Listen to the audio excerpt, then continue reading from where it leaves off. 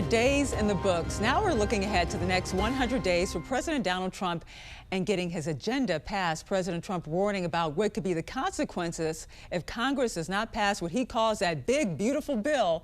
Joining us now to discuss is Tennessee Senator Blackburn. Good morning. Thank you for joining us. Morning.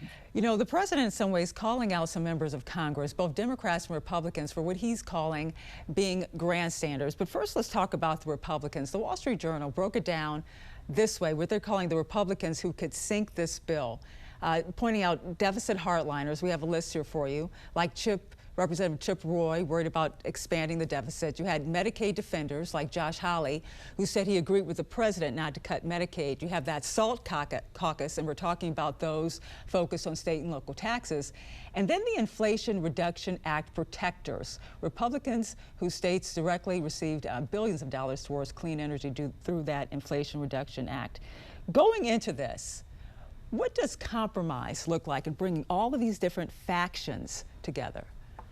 Yes, and compromise is going to center on making the tax cuts permanent based on current policy. And that is where there is unity. Now, when you talk about some of the other areas, people have add-ons that they're going to advocate for, people that have the SALT states that want to reinstate SALT, or those that are focused on particular areas. But there are some important components here. First of all, no one is cutting Medicaid. Medicaid beneficiaries are not going to see a cut. Social Security beneficiaries are not going to see a cut. Same thing for Medicare. So let's move that off because it's not going to happen.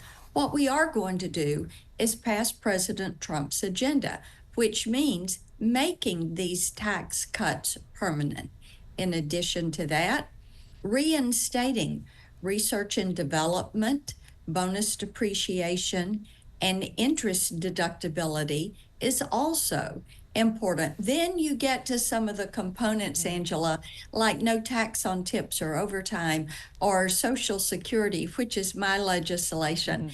Those are things that we would like to get to, but the imperative is to make the tax cuts permanent. Well, you see the whole onus with Medicaid, of course, is that $880 billion that's slated to be cut for the organization that oversees Medicaid.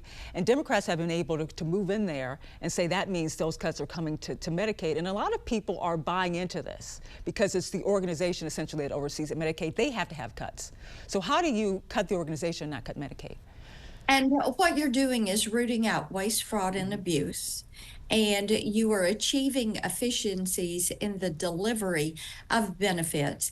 And when you talk with governors of the states, what they talk about is their ability, their desire to have flexibility in how they deliver those services so that they can do more for people and utilize those funds maybe in different ways, depending on how they would want to meet the needs in their states. But no Medicaid beneficiaries will see a cut, and no Social Security beneficiaries will see a cut, and no Medicare enrollees are going to see a cut. You know, Senator, they always say that all politics is local. So let's talk about what's happening in Tennessee, especially when it comes to these tariffs. Axios just came out with a report that Tennessee has the fourth highest importer of goods from China. Only three other U.S. states, I think it's California, Illinois, and Texas, with larger populations, they have more imports. But then just at the International Trade Administration, Tennessee top goods import partner 2024, China with over $20 billion. How could these tariffs impact businesses, working families in Tennessee?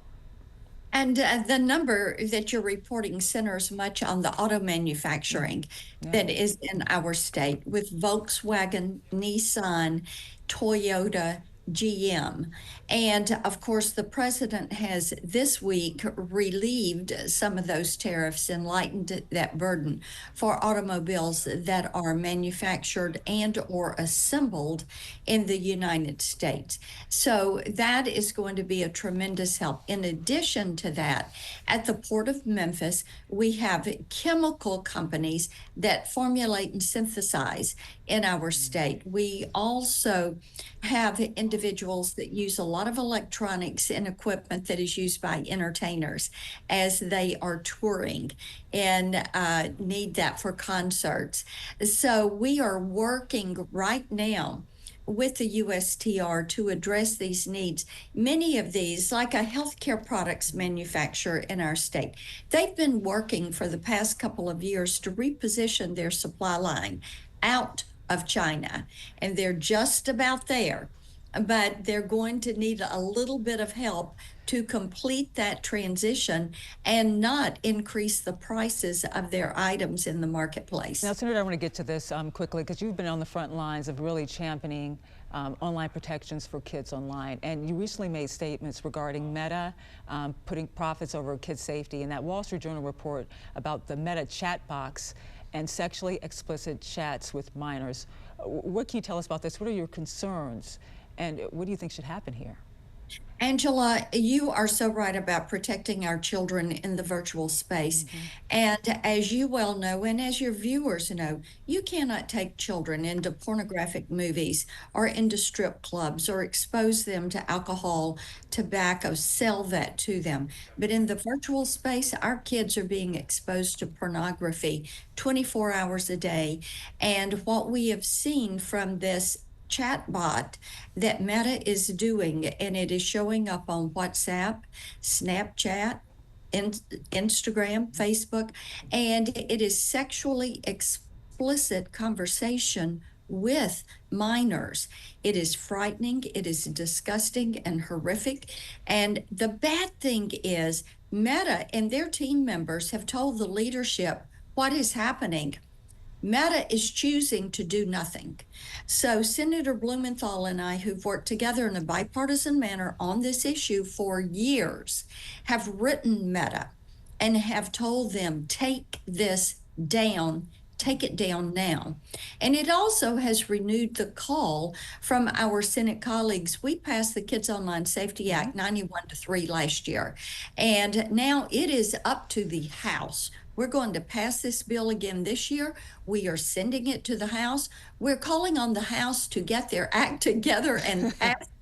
Let's get it to President desk protecting kids. Senator, thank you so much for joining us. We're going to keep following that bill and see what unfolds with Meta. Thank you once again, Tennessee Senator Marsha Blackburn.